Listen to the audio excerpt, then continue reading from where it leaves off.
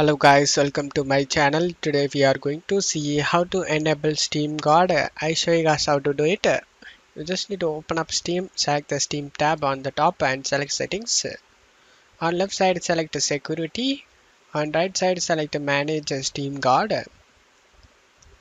And here you just need to select the option get Steam Guard codes by email.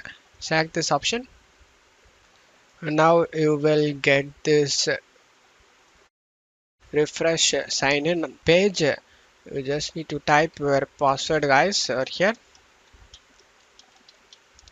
After typing the password, select sign in option. Now this will send you the code to your Gmail. You just need to type here, in my case WM43D. After typing it, it will log in. And now go to Steam and select settings and go to security, select manage Steam Guard. And as you can see, now it's turned on. Get Steam Guard codes by email. And that's it for today's video guys. Give me a like and subscribe. Thank you.